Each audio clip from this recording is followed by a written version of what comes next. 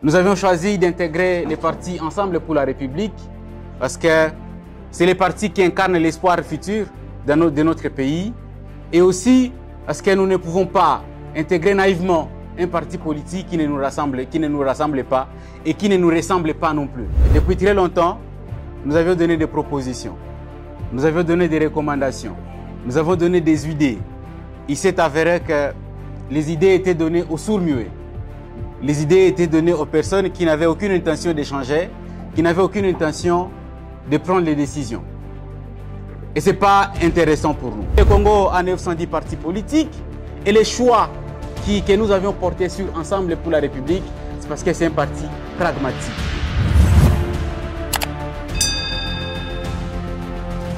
Conférence de presse avec un principal point qui est la candidature de votre serviteur à la députation nationale en ville de Goma sur la liste des partis politiques Ensemble pour la République. Depuis très longtemps, j'ai participé avec d'autres camarades militants de la lucha, de la lutte citoyenne pour la bonne gouvernance.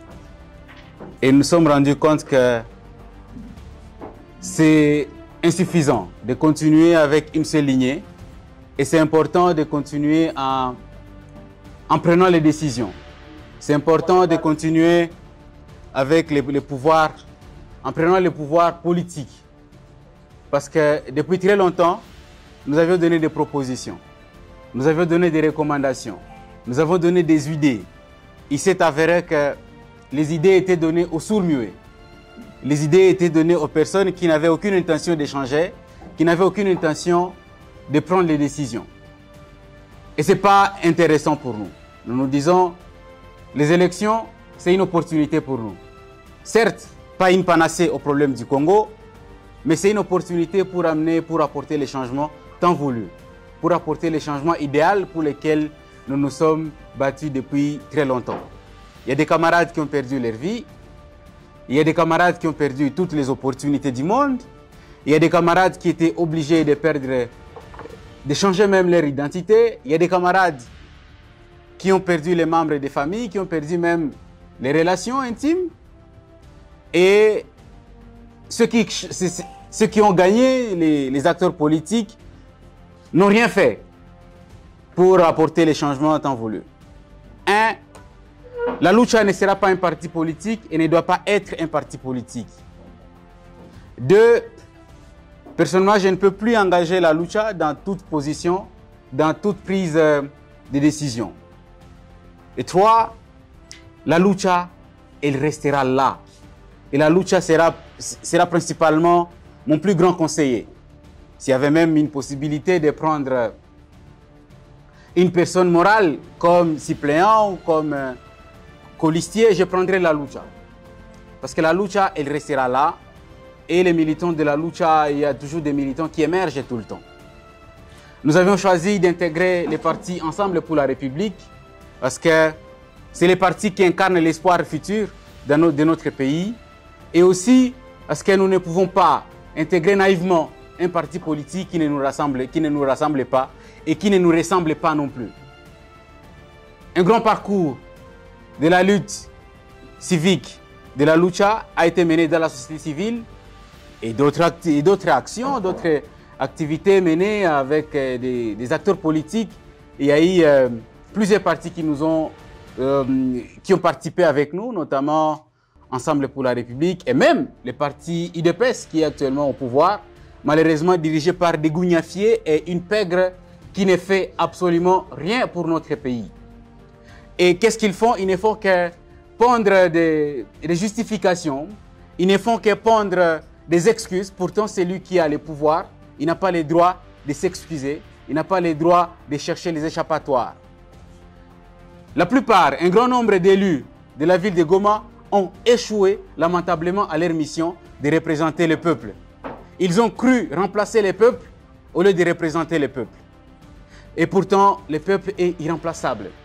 Nous avions mené les actions que les élus n'ont pas pu mener. Peut-être parce qu'ils ont échoué à leur mission, peut-être parce qu'ils ont oublié que la population elle est souveraine et personne ne peut prendre les dessus sur la population. Ils ont échoué parce qu'ils ont mis en avant les intérêts politiques et les intérêts de leurs autorités morales au détriment des intérêts de la population. Et si je me suis dit, je vais me lancer à la députation nationale, pas moi-même, individu, mais nous sommes tout un groupe, nous sommes tout un ensemble, non seulement à Goma et dans d'autres circonscriptions électorales de la République. Et à Goma, c'est un terrain intéressant, un terrain très glissant, un terrain où n'importe qui ne doit pas venir s'hasarder. Et la ville de Goma a plusieurs problèmes. Et nous ne pouvons pas prétendre apporter des solutions à tous les problèmes, mais nous savons que notre apport, notre énergie, notre patriotisme, notre dévouement, notre détermination va apporter, tant soit peu, ce que la population a toujours voulu.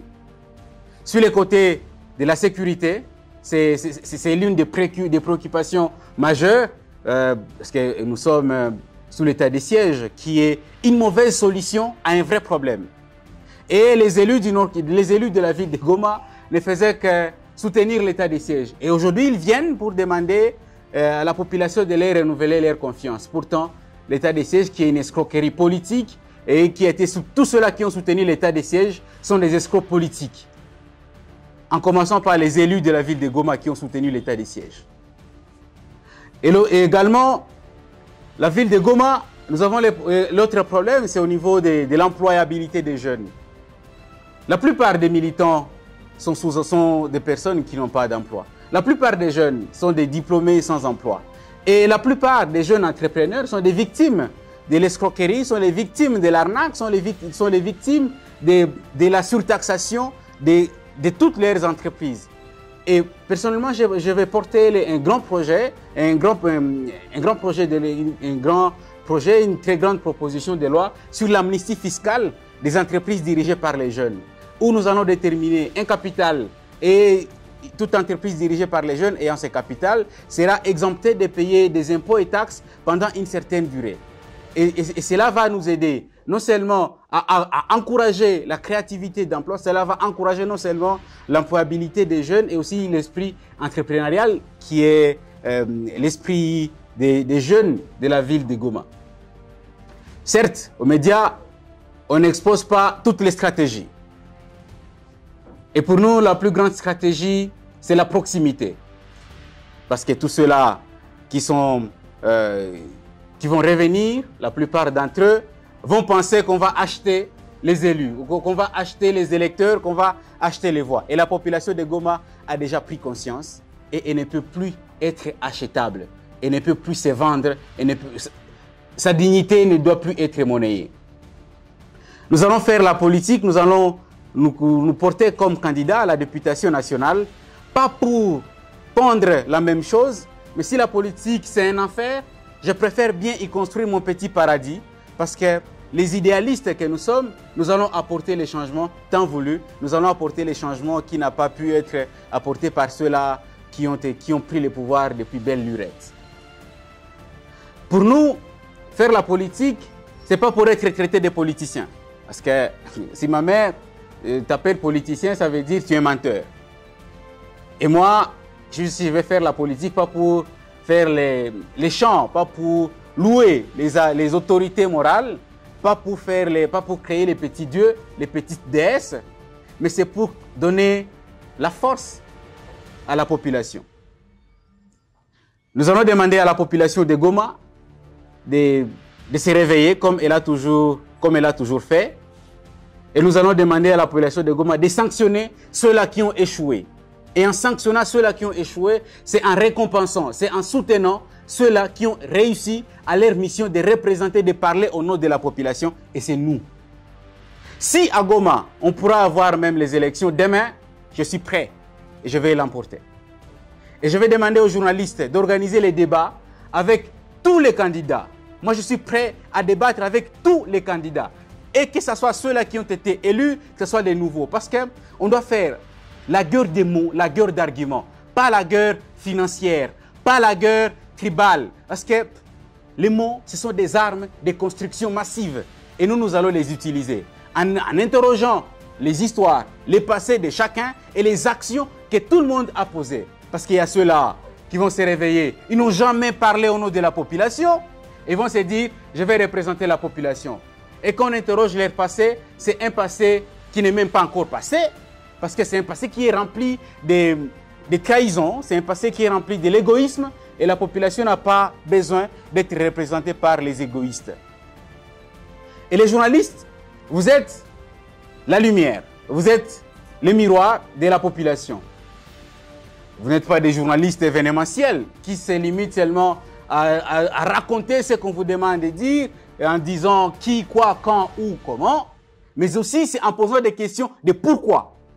Parce que les engagements de chacun sont déterminés de différentes manières. Il y a ceux-là qui vont s'engager uniquement pour chercher l'argent, il y a ceux-là qui vont s'engager uniquement pour la représentation de leur appartenance, il y a ceux-là qui vont s'engager juste par plaisir. Vous l'avez vu, hein? Il y a eu beaucoup de personnes qui se disaient qu'ils sont ambitieux, ils n'ont pas pu déposer leur candidature. Il y a eu ceux-là qui ont dit qu'ils vont postuler, mais quand on interroge pourquoi ils vont postuler, eux-mêmes ils se disent « on m'a demandé de postuler ». Et pour nous, personne ne nous a demandé de postuler, si ce n'est que notre bravoure, notre engagement et notre rage, notre ras-le-bol, notre indignation, parce que nous en avons marre d'être représentés par ceux-là qui ne sont pas dignes de foi. Nous sommes ouverts à répondre à toutes vos questions. Nous sommes ouverts à répondre à toutes vos invitations, que ce soit dans vos émissions, que ce soit dans vos magazines, et à intervenir dans vos reportages et tout. Et parce que les médias, vous n'êtes pas seulement les quatrièmes pouvoirs, mais vous êtes les plus grands pouvoirs.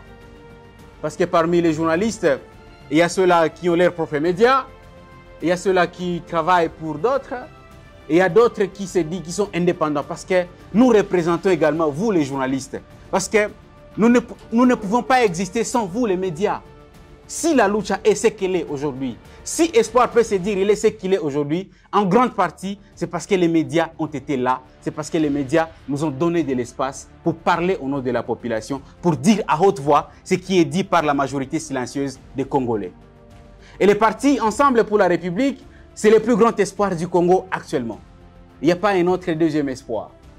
Certes, l'opposition incarne le plus grand espoir, mais une grande partie de cet espoir, c'est les partis Ensemble pour la République. Parce que le Congo a 910 partis politiques et les choix que nous avions portés sur Ensemble pour la République, c'est parce que c'est un parti pragmatique, c'est un parti patriote, c'est un parti rempli de patriotes, c'est un parti qui a une vision claire pour notre pays, pour le partage des ressources de notre pays. Merci.